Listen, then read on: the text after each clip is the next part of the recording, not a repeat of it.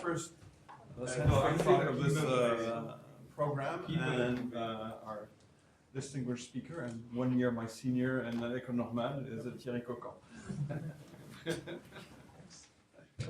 Okay, so there will be two parts in this talk. So the first part will be for people familiar to simple type theory. I will try to motivate why some of us are interested in dependent type theory. And for this, so I will compare, I will try to compare different formalism for representing mathematics, set theory, simple type theory, and type theory with or without univalence axiom. So yesterday, Shankar emphasized the importance of libraries for formalization of mathematics. So this is a very important aspect. One other aspect is the logical system that we are using for representing mathematical structures, and how well it is suited for doing modular development. And so the main theme, one of the main themes of this part will be that extensionality principle in mathematics is very important actually for modular development of mathematics. So that's what I will look at, the status of extensionality axiom in these systems. And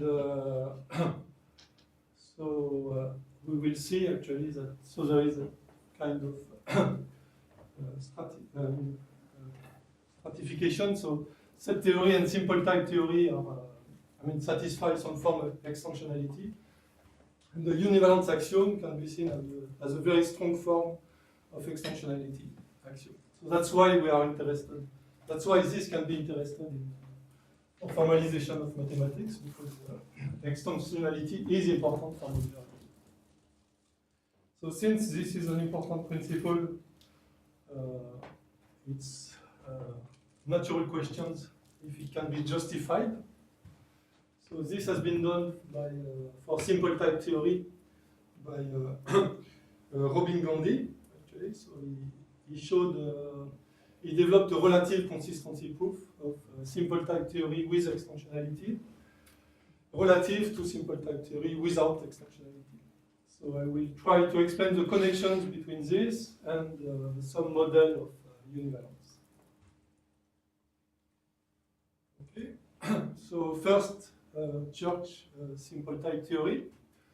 So as was said yesterday, so this is a remarkable system because it's extremely simple and natural. So we have a type, I will use a type bool as a type of propositions, and a type I for individuals. And then for Church, so the only type operation that he had was function type. Okay. But we can add product type as well, if we want. And for this system, so we have a natural semantics of a type as a set.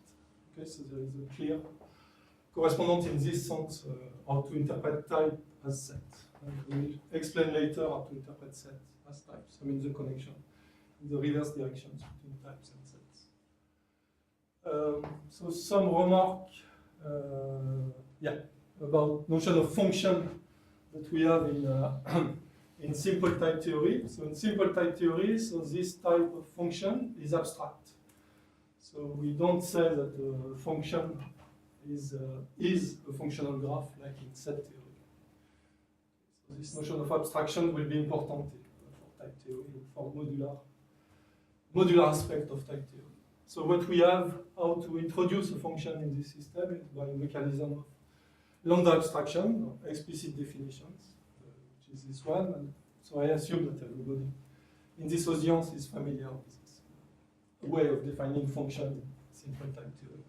So the only thing I want to say is that I will use this, the usual notation in combinatory logic, so FF or applications, function applications. Okay. So in this system, so we have two notions of functions, actually. Because like in set theory, we can define the notion of functional graph, and we have a notion of function which is defined explicitly by a term. So there is a natural question how they are related, and Church introduced special operations, the iota symbols, which connect these two notions. And iota and the axiom of description, which is that if you have a unique witness for a predicate, then iota is a witness. It's such a witness. So this is important in simple type theory to connect the two notions of functions. And I will not explain this in my talk, but what I find remarkable logically is that the development in around univalent type theory gives a new justification of this axiom of description. So, what are the rules of equality in simple type theory? So, I will split those rules in two parts, a purely logical part and a mathematical part. So, what are the purely logical rules of equality? So, there are two rules. It's very simple. First one is that A is equal to A, reflexivity. And the other rule is that if A0 is equal to A1, then any property of A0 is equal to rules also for A1. Okay. So if we analyze these two rules, we see that 1, so given the second law, 1 is actually equivalent to the fact that if A0 is equal to A1, A0 is equal to A1 from the fact that A0 and A1 share the same property. Okay, so we can use this actually, and that was what Church was doing in his paper. So he defines actually equality is not a primitive symbol of his system. Equality is defined by this formula, logical formula. So he defines A0 equal A1 by the fact that A0, any property of A0 is a property of A1. Okay, so doing this, I mean, we don't have any axioms about equality. Everything can be derived. Okay, so but for Church, so this was not enough for development of mathematics. What we need are the axiom of extensionality. So this axiom in set theory, it's absolutely fundamental. I mean, it's the first axiom of set theory. And in type theory, in Church system, so it has two forms, because there are two ways of forming types, type of proposition and type of functions. Okay, so what does this axiom say? Well, first, it says that two equivalent propositions, logically equivalent propositions are equal, and secondly, two pointwise equal functions are equal. That's how Church formulated the axiom of extensionality. So in his paper, he stated only function extensionality, and he said one was not stated explicitly, that was stated as a possibility, and later all version of simple type theory includes one. So what happened later also is that this system of Church, which is very natural, was modified by Henkin and Andrews, and they reformulated the rules of simple type theory by taking equality as the only logical primitive. So for instance, for all can be defined using equality. So you can say that P holds for all x by saying that the function lambda x px is equal to the function lambda x2. And then you can define true as being the fact that lambda xx is equal to lambda xx. It is possible actually to reformulate simple type theory in this way, and I think this is the way that is used in the system HOL, for instance.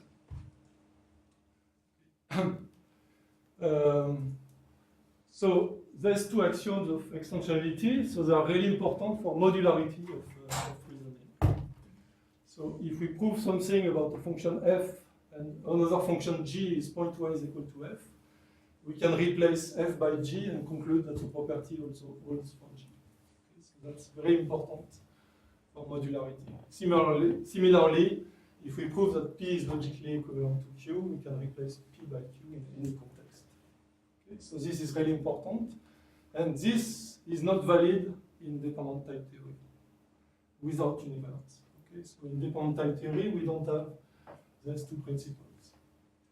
Okay. However, so one can wonder, but how was it possible to develop mathematics in type theory, dependent type theory, without having these two principles? For instance, for the proof of the four-color theorem or the proof of the Feld-Thomson. So what happened was that there was a following observation, is that propositional extensionality is provable for propositions that are represented by Boolean, by decidable propositions. Okay. And this is what happened actually, why the use of propositional extensionality does not appear in the dependent type theory. And also, so what about function extensionalities? Well, what happens for those two proofs is that those two proofs, they talk about a concrete object, first order object.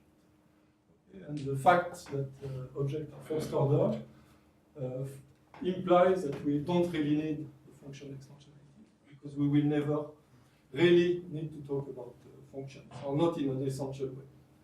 And for instance, so in the proof of group theory, so they consider function on finite domain, but then what they do is represent a function by its graph. And this is possible, and then the intentional equality of graph corresponds to extensional equality of functions. So in this way, that's why the need of functional equality is not really visible in this part of mathematics, formalized in dependent type theory. But this will be a problem, so as soon as we want to represent more abstract objects, like for instance a category, or we want to talk about functions. Okay. That's why we will need extensionality. So that's summary of function extensionality in simple type theory. So what about, the connections between set theory and type theory in the reverse direction? So how to represent actually set theory and type theory. So if we look at the representation of simple type theory in Gödel's paper, so it was about type theory actually, so Gödel incompleteness theorem. So what Gödel did was to restrict simple type theory to the following type. So type of individual, one, and then only have type formations predicate on the type of individual, then predicate on predicate, and so on. So that's a simplification of simple type theory that Gödel used. And atomic formula are only of the form of B of U, where B is of type n+1 and U is of type n. And this can be read as U belongs to the class B. And if we start from I, which is the empty collections, we get a cumulative hierarchy, because I will be included into this type, and this will be probability. So the extensionality axiom becomes the following axiom. So for LXN, so if you have two elements of type n+1, they are equal as soon as they have the same element. So the class is completely determined by its elements. And then you have some coding of pairs, so you don't need variable for binary or n-ary functions. And functions can be defined as functional graphs. Okay, so this is how you connect set theory to type theory, and this is so this is the connections. And then what you do is that in set theory, so instead of having only the type 1, 2, 3, and so on, you iterate this type of predicates transfinitely. Okay, so in set theory, we start with I empty collections, and then we transfinitely iterate subset formations. So types becomes ordinals, and then we can quantify over variable ranging over all types. Okay, and this is well described in the following citation of Dana Scott, okay, so which is in this paper, so which was very important for actually history of formalization of mathematics, because it was from this paper that Robin Milner introduced the system LCF, and then later it was simplified to HOL. So Dana Scott described the connections between simple type theory and set theory, and he claimed, so he states that set theory is based on the notion of type theory, so where we iterate the subset formations. And then we have this ordinal number, okay, that represents the stage of this iteration of the subset construction.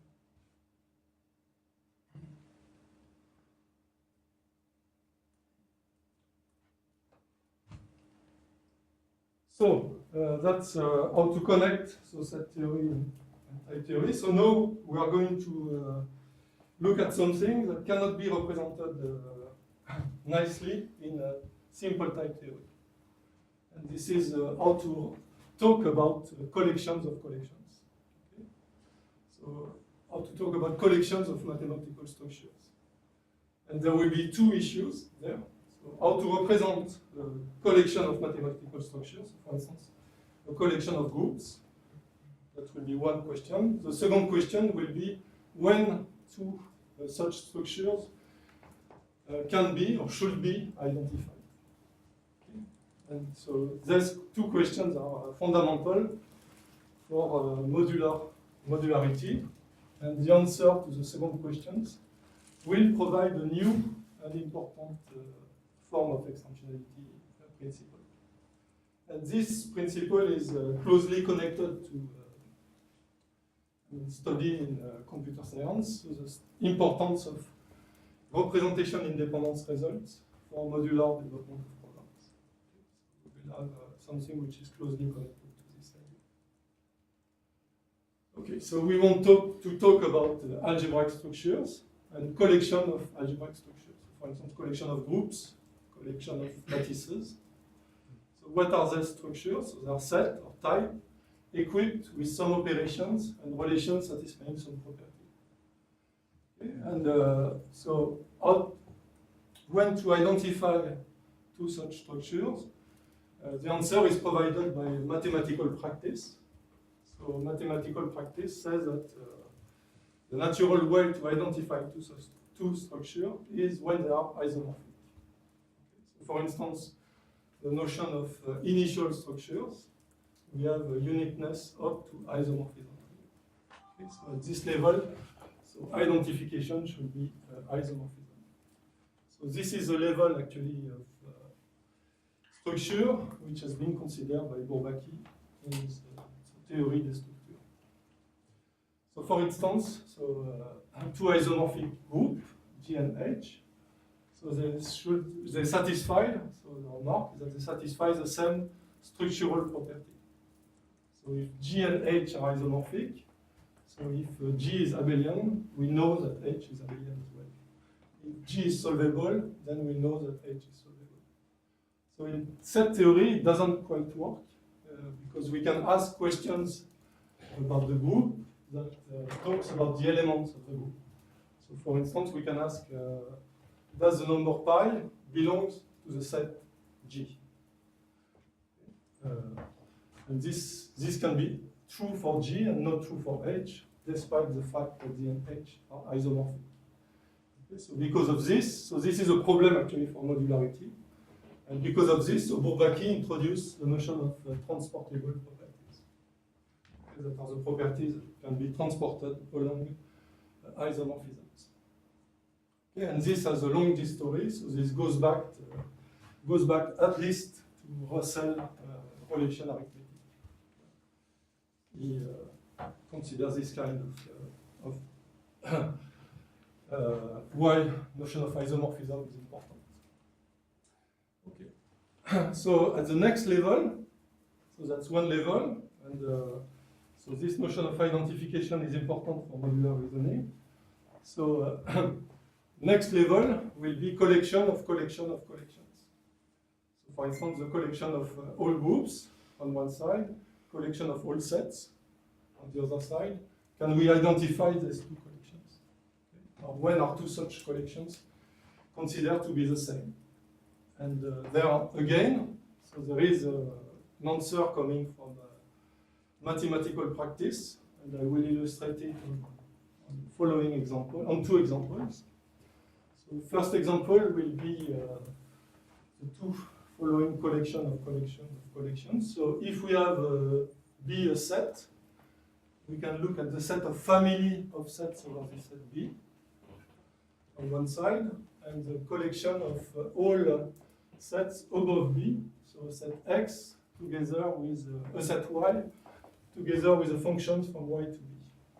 Okay, so there are two collections that we can form, and the mathematical practice tells us that these two collections should be actually identified, okay, because they satisfy the same structural transportable properties. Okay, so and these two collections, so description. So one is a collection of family of sets, and the other is a collection of arrow of codomain, a fixed codomain B. Okay, and what happens if we look at why these two collections should be identified? So is that we have two maps going back and forth, F and G. Okay, like this. So to any, if X is a collection of sets, we can associate the total set sigma BNB XB and the first projection. And in the other direction, if we have functions of codomain B, we can associate the family of fiber of this function. Okay, so we have two functions going back and forth between these collections. But the new phenomena is that these two functions are not inverse to each other. Okay, so if we compose GF, we don't get quite something which is equal to X, but we only get something which is isomorphic to X. Okay, so this is a new kind of, a generalization of the notion of isomorphism, and this is a notion of categorical equivalence between group bodies. And mathematical practice tells us that these two collections should be identified. And this is definitively important for modularization of reasoning, so definitively relevant for formalization of mathematics. Okay. So, and this is really, I mean, for me at least, it's really counterintuitive. So, for instance, if we take following collections, so we take all linear orders with 27 elements, a fixed number of elements, in a given Grothendieck universe. So this is a large collections, which is definitively not an element of the universe we start with. But with this coming from mathematical practice, it tells us that we should identify these very large collections to the groupoid with only one object and one morphism. Okay? Because there is no automorphism in this, for this element. This is really a surprising new kind of identification. And this is, so the importance of this is mathematics is well expressed by this citation, so from Poincaré. It's going to ask. So that's really, I mean, the importance of being able to connect two structures that looks very different. Okay, so we prove something about one, and then we derive something about some other collection that is, seem to have nothing to do with it.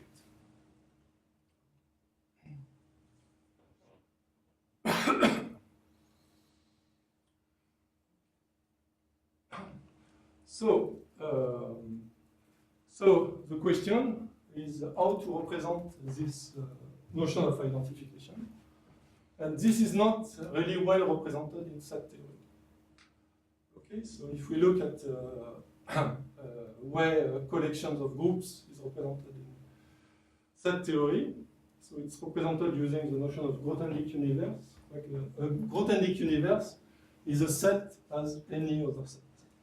Okay, so it comes with its own notion of equality, which is a global notion of equality for sets, and which is not the mathematical notion of identification that we want at this level. Okay. And what is worse is that if we try to generalize the notion of transportable properties, the further level, it becomes really complicated. So the main message of, one main motivation for univalent type theory is that all this is quite elegantly represented in dependent type theory extended with the univalent section. That's why univalent section is important. One reason why it's important. Okay. So what's the situation in simple type theory? So in simple type theory, the problem is that we cannot, as formulated by Church, we cannot express the notion of arbitrary structures. So in Church system, we cannot state something like let X be a type, then we can do something. In set theory, so this is solved by the fact that we can quantify over all sets. So in type theory, the solution is standard by now. So it's to introduce variables ranging over types, like in ML. But even with this, what we cannot do in simple type theory is to form the type of all given groups. Okay. And in set theory, this is possible because of Grothendieck that are introduced precisely in order to form a set of given set of all groups in a given universe. So in type theory, so the generalization of simple type theory is first generalization is to introduce a universe which will be a type similar to Grothendieck universes. So this will be a type, and the elements of this type which will be type. So this was a notion that was already present in the system Automat. And then once we introduce this notion of universe, we can use sigma type to represent the type of structure. So the type of, for instance, this will be the type of all X type with an element and a binary operation. So given the universe, we can introduce this type. So this is good for representing structures. But as soon as we introduce this type U, we get dependent type, because the dependent type of a natural number, for instance, will be a type NAT or U, and we have introduced the type U, so we need dependent type. So one parenthesis, which is connected to the talk, more technical talk I will give on Thursday, is that this limitation of simple type theory, it holds also for the notion of elementary topos. Okay. So we have exactly the same problem, that we cannot represent in a natural way, so universe, collection of structures. And this limitation is well understood semantically. So elementary topos, it's a kind of axiomatization of the notion of sheaf model. And if we look at what happens for sheaves, if you look at the collection of sheaves, actually over the so if you define f of v as a collection of sheaves over an open set of v, so what you get is something which has a restriction of directions. Okay, so it's a pre-sheaf, but it is not a sheaf. It's something else. It's a stack, something which is called a stack. Okay, so you see that as soon as you want to look at sheaf models, you have exactly this issue: how to represent the universe structure. And this notion of there comes mathematically. This notion of isomorphism comes coming. So it's not something quite natural, actually, semantically, that you need to consider also isomorphisms and not only equality. Okay, but that was a parenthesis. So as soon as you introduce dependent types, so as noticed in Automat, you can represent logical connective, and I only want, so I think that everybody in this audience is familiar with this. I only want to give, to show these citations from Knuth, actually, which describes very well actually, what happens in this when you do this. Is that so what happens that you get a system which works only by type declarations, without the need of traditional logic. So this is really so you replace the notion of provability by the notion of building an element of a given type. Really nice citation.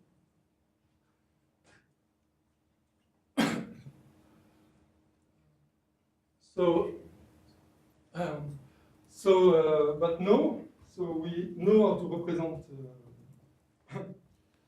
structures. So once you have introduced universe, but now the problem is how to represent the notion of identification. Okay? And that will be the second source of dependent types. So that will be this type identity type, which actually is is better described as a type of identification. Okay? So this terminology comes from Bob Harper, and I think it's really good. So this type should be called the type of identifications between A0 and A1. Proposed by Andre Joyal, the terminology. Oh, okay, good. So Andre Joyal and then Bob Harper. Yeah. So this is really good because actually, as we saw, so we want to identify two structures. That's identification, and there may be several isomorphisms between two given structures. In general, a structure has a lot of automorphisms. Okay, so in this way, we understand that there can be different identifications for different A first. So not like in set theory where you have a global notion of equality. And also you understand that this type formation can be iterated. So we can form the type of identifications between identifications. Because we may be interested in how to identify identifications.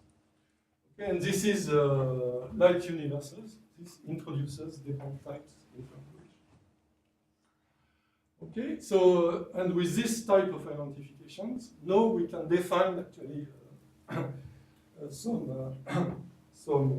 properties of types. And one property is to be a proposition. So when a type will be a proposition, it will be when any two elements are identified, can be identified. When a type is a set, it will be when the type of identification is itself a proposition. And then when a type is a groupoid, it will be that when the type of identification is a set. Okay, so with these definitions, we see that type theory appears as a generalization of set theory. So contrary to the connection between simple type theory and set theory, where simple type theory had natural semantics in terms of sets, when we introduce these notions, semantically, we see that we manipulate notions that are not coming from set theory, more general than set theory. And I will also use this type of, which means that A is a singleton, which means that A is inhabited, and A is a proposition. So what are the laws of identifications? So the logical laws are the following. So they are similar to the laws of identity type equality for simple type theory, so that any element can be identified with itself. And if A0 is identified to A1, any identification of A0 to A1 will give a transport function from B of A0 to B of A1. Okay, so this looks formally like the laws of equality for type theory. But now there is a new meaning, which means that this substitution of equal for equal can also represent a transport function. So this represents well the notion of transport of structures of Bourbaki. And then there was a new law of identification, so, which was discovered by Martin Löf, and which is really mysterious. And one way to formulate this law is that this type is contractible. So this summarizes the logical law of identification, and that was the situations we had for dependent type theory before univalence. And something was missing. And what was missing was extensionality principle. Okay? And what is this extensionality principle? It says that two types should be identified. An identification between two types is exactly an equivalent between these two types. And what is remarkable is that this notion of equivalence between types, which generalize in a uniform way the notion of logical equivalence, bijections, categorical equivalence can be expressed in 2 lines. So it's formally very simple. And then we can state that any equivalence gives an identification in this elegant also formulation. So that's, this we can see as a generalization of Church propositional extensionality, because whenever we have an equivalence has always an inverse. So in particular, so we get that any 2 logically equivalent propositions are equal. Okay. So the type of groups in a given universe will be represented in this way.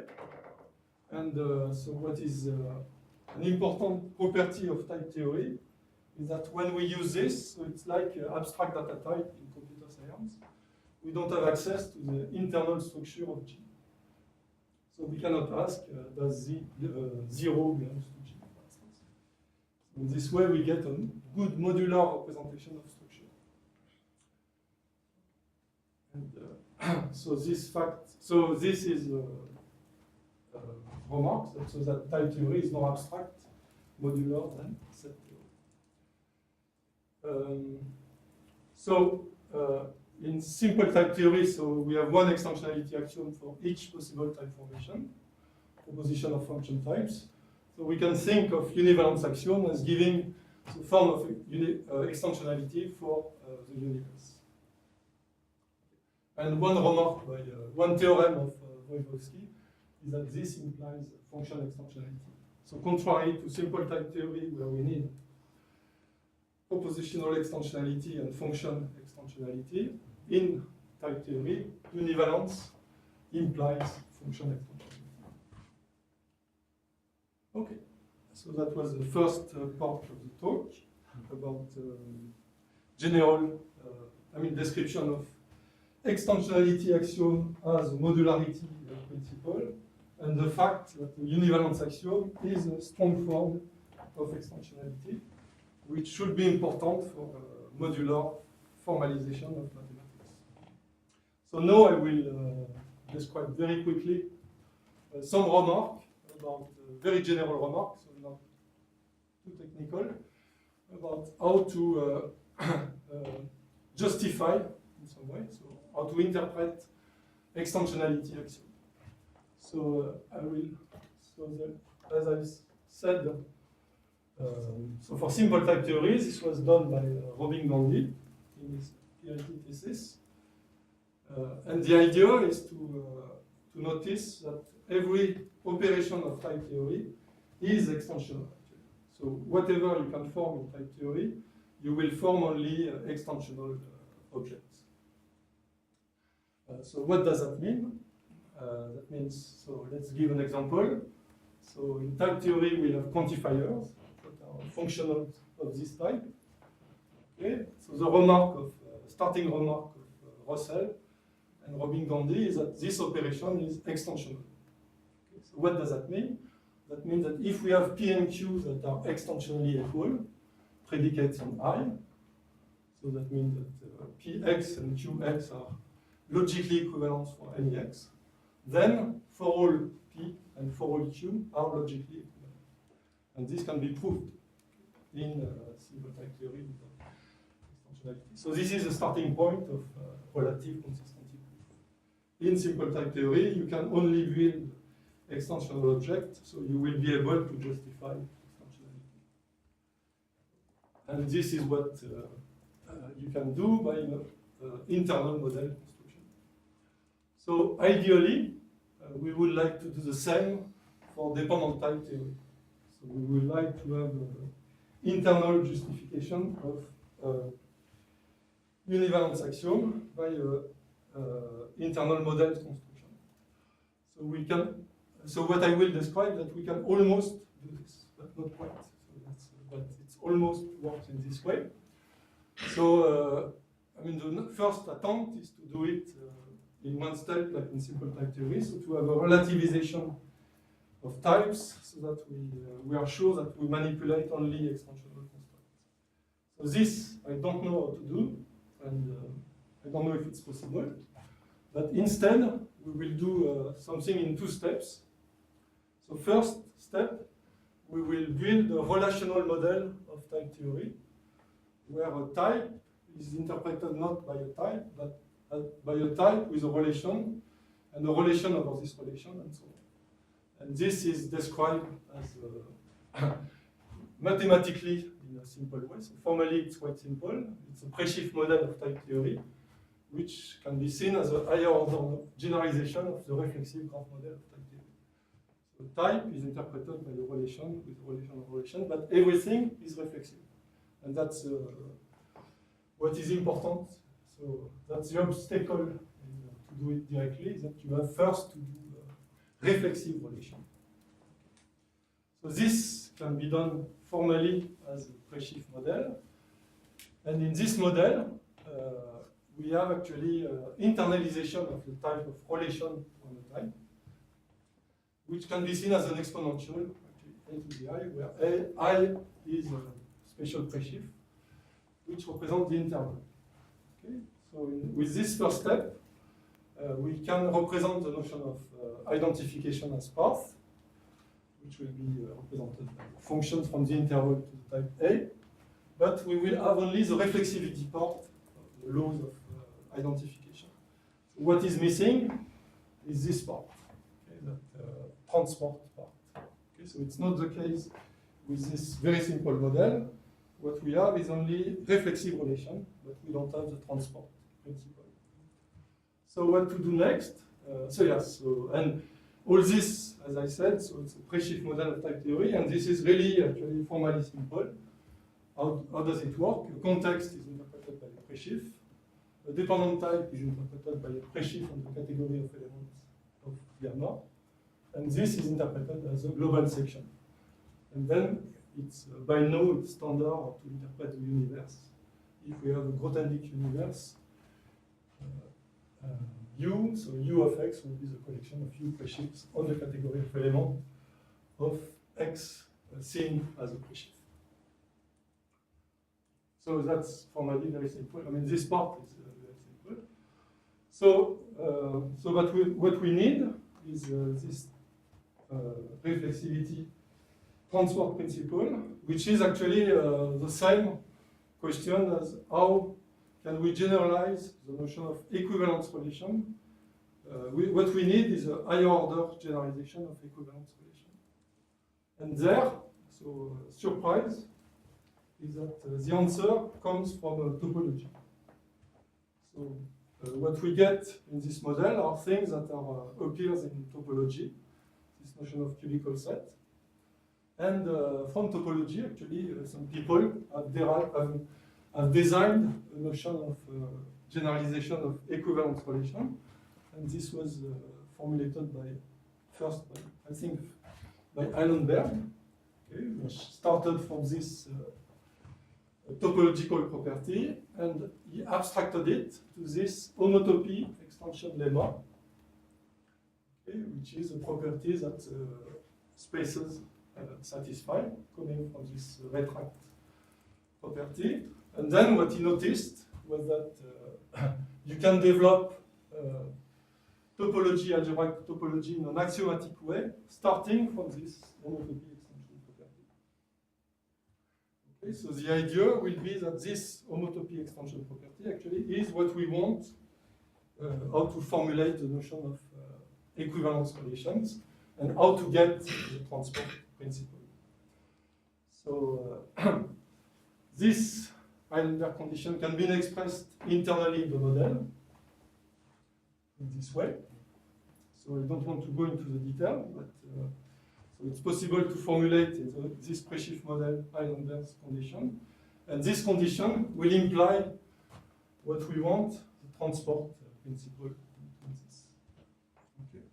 And so what I want to explain is that the technical problem which appears when one does this is that this condition is expressed. We want a condition which is expressed in the context gamma, that this condition is expressed in this path context. Okay, so the main point of this talk, of this second part of this talk, is this remark, which is purely technical, is that it has this application for this model, is that the path functor that we have for cubical set has the right adjunct. So that's a nice property. So what does it mean? It means that we have an operation on Presheaf, so that this is isomorphic, naturally isomorphic to this. And we have, from this, we derive a dependent version of this fact. Okay, so we have an operation on type T in the context gamma to the I, which will express these conditions by type over the context gamma. Okay? So in this way, we solve these technical issues that we had the condition that was expressed on this context, and we wanted the condition which is expressed in this context. So now, once we have this, yeah, so that's remarkable. It's the same holds for a nominal set, actually. And so that we on D notice that, I mean, this adjunction, so for nominal set, it's known that this adjunction does not internalize, and the same probably holds for cubical set. Just a remark. So what happens when we use this? So when we use this, is that we can do something which looks like what Robin Gandhi was doing, because we can express. We want to formulate an extra condition which expresses that this relation is actually an equivalence relation. And this will be expressed internally by a type C of A, which will be expressed in the same context as A, which expresses that A is an higher order equivalence relation. And then how does the model proceed? Well, we build a proof that the pi operations preserve the fact that we are an equivalence relation. And then we prove that the sigma preserves the fact that we are an equivalence relation. And, surprise, the type of all type being an equivalence relation is itself an equivalence relation.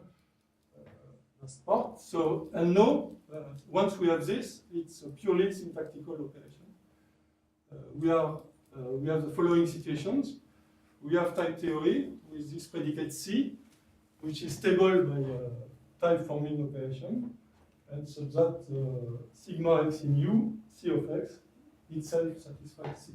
Once we have this, we have a purely internal interpretation, which interprets a type as a type having the property of being an equivalence relation. And this is this can be described so as internal operations, so purely syntactical transformation on terms, and which is especially simple for applications and abstractions. So this is compositional. And then for pi operations, so what happens is that so this A.2 is a proof actually that this type A.1 is a good type. So good types are preserved by type forming operations. So, and that's exactly what happens when we do this model where we interpret a type as a can simplification set. So this C of x represents the property of being can in the cubical set model. So we see, so one application of this this way of formulating the model as an internal model, almost internal model construction, is that the exact form of this constant do not matter for getting a model. So we can use any constant pi c of this type. Okay? It does not matter which one it is. We will get a model at the end. So that's a good remark because I mean there are different actual ways of proving that can types are stable by pi operations. But this does not influence the fact of having a model. What it influences is the computation property of the model. And in the simplicial set model, So the situation is quite different because this property of having a right adjoint doesn't hold. Sorry. Well, at least it's Representables are not close to Conjecture. finite products. yes, Yeah. and representable. Yeah, exactly. So this doesn't hold, and this probably that's question for specialists. But it's still it's not closed under product, but it's still sifted, so. So it C will probably it will have a right adjoint. maybe. Okay, so that's a question mark. I don't know about this. But so one difference between the simplification set model and this cubical set model is that in the cubical set model, so we compute something which will be used for computation. In the simplification set model,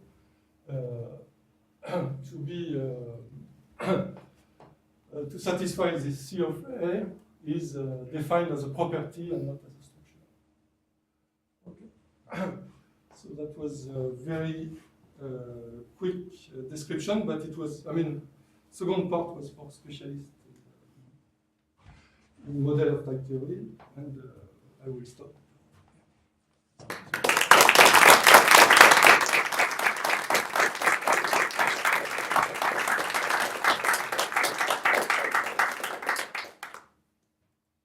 I'd like to try and understand better what exactly is the block to just starting with Martin of type theory and doing a construction entirely within it to, the analog, as it were, of Mhm. Gandhi's thing. Yeah. So is it that you can't express what the category of cubes is very easily, or I mean it's So that's already a problem for reflexive.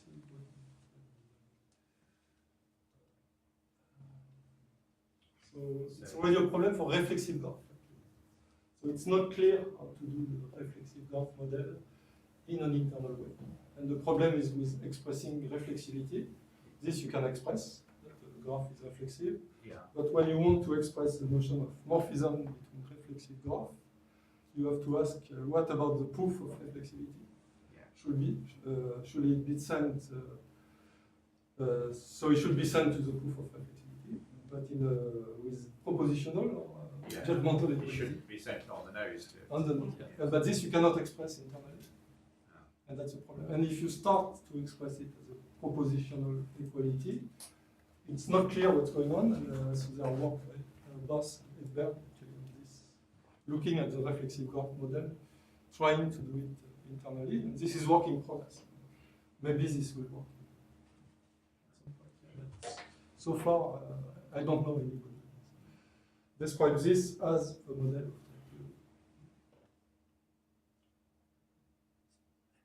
Could you say something about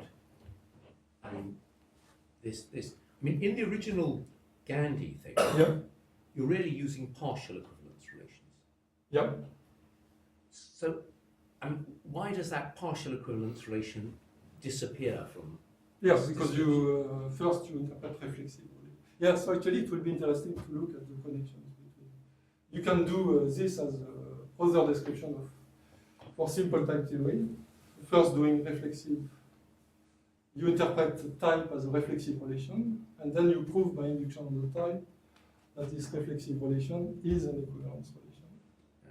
So then you will have only total equivalence relation in this way.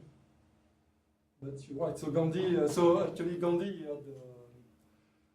he expressed this partial equivalence relation as a predicate mode, and then a equivalence relation on this predicate. So this actually, in this way of doing things,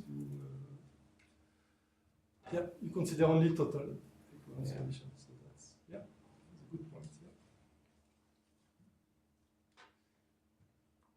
Yeah.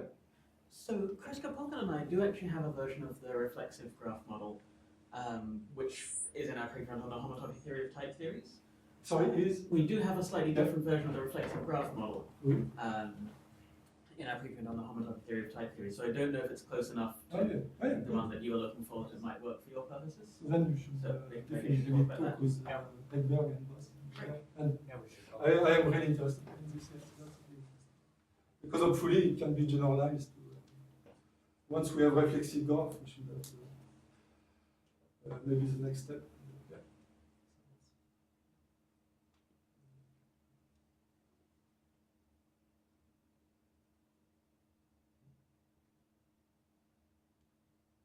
Okay. Thank So, you. you were the chairman. Oh, yes. You already asked for questions. Yeah. Thank you for the most interesting talk.